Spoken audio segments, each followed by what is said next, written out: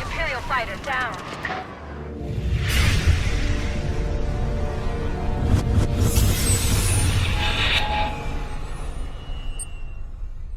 Let's get to it. Alright, YouTube, what's going on? Mesa Fail back at it with some Star Wars Battlefront. Alright, just when I think that I find my favorite game mode, I find another game mode, and I am glued to it all freaking night. So we're going to talk about Fighter Squadron. Going to go through all the details and how much. Just look at it. It looks ridiculous, besides being the fact that it is just complete oodles of fun.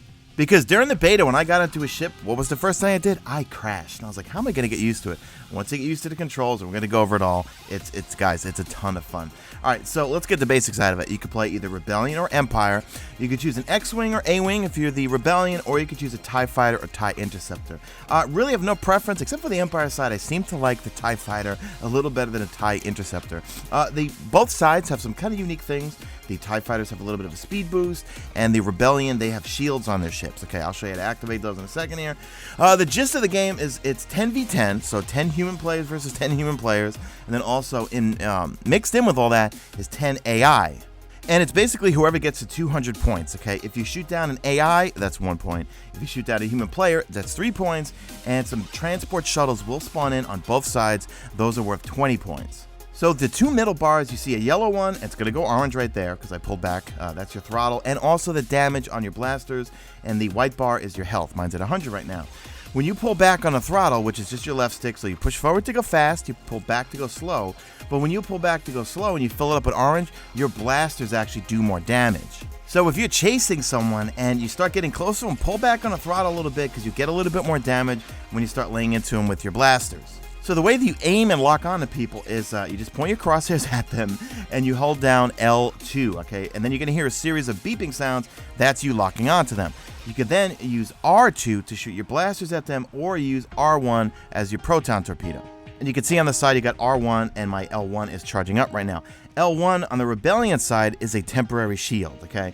On a TIE Fighter on the Empire side, they don't have a temporary shield for L1, they've got a speed boost, okay? So you can see there, I just did an evasive maneuver. I'll tell you about that in a second. When you're getting locked on, like right now this guy's locking on me, I got no health, I'm gonna go down here in a second.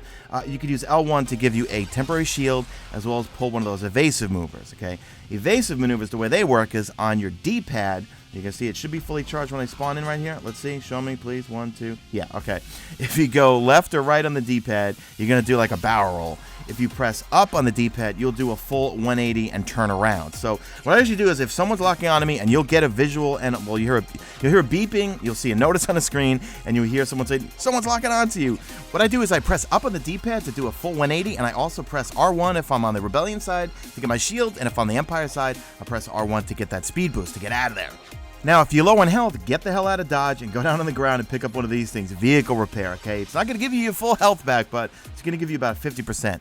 Another pickup you can get off the ground, and be careful, guys. I've crashed many times getting these things. They're not that low to the ground. Is a cooldown on your abilities, like your proton torpedo, shield, stuff like that, or speed if you're playing on the Empire side. Now, also, if you get lucky, and I almost crashed doing this, I picked myself up a Slave 1. You can pick up the Millennium Falcon if you're on the Rebellion side. All right, I only have clips of the Slave 1. I can never get the Millennium Falcon, because once these things spawn, everyone goes for them, okay? Now, the Slave 1, it's got 2 lockable missiles, and for its evasive thing, or defensive, whatever you want to call it, it's got like a radar jammer type thing. So if you hear someone, or you get the prompt that you're being locked on, you press your sensor jammer, and it actually will either remove the lock-on, or I think the lock-on missiles will actually miss you, or it makes it harder for, like, there's been times where I'm trying to lock onto a Slave 1, and it won't do the do-do-do-do-do-do-do, but you can manually just, whatever, aim your crosshairs at that Slave 1 or Millennium Falcon. I don't know what the Millennium Falcon features are. If I get clips of it, maybe I'll do a video, but I'm probably going to start streaming this, guys. I play this game way too much for me just to be doing tutorial videos. I think I'm going to start streaming it. But in a nutshell, the Slave 1 and Millennium Falcon have heavy armor. You're going to find when they're spawn in and people are flying around in them, everyone's going to be going after them, okay? And they do take a lot to go down, whether you're shooting your proton torpedoes at them or you're just blasting them. They definitely take a lot to go down. So, but the thing is, they do make good distractions, though, because while everyone's going after them, then you go after the people that are going after them. Is that kind of redundant? Yeah, it is. And of course, I committed to Mesa Fail trying to pick up that vehicle repair. Another thing to keep in mind is Fighter Squadron is a great way to rank up and get credits. You know, I wish I had known it. Well, I wish I had played this first, actually. If you jump in the game and just got it, go into Fighter Squadron first, because you'll rank up, you'll get a bunch of credits. You know, credits are what you use to buy blasters and star cards and things like that. But if you're getting short on credits and need to buy some things to play in the ground warfare type stuff, go into Fighter Squadron. The games are actually pretty short. That's one of the negatives. Well, actually, it's the only negative thing I'm going to say about this game mode, is that the games sometimes feel a little bit too short. I wish they were a little longer. So that is it, guys. Again, I always say again. You know, that's what they call a padding word when you say things over and over. God, I'm in babble mode. Again, I love this game. I can't stop playing it for hours on end. And it's very, you know, big downside, it's extremely addicting.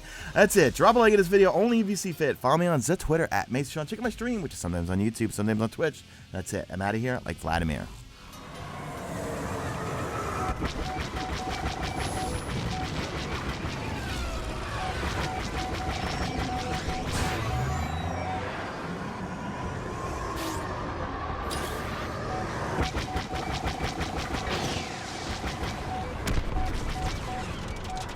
We're losing ground.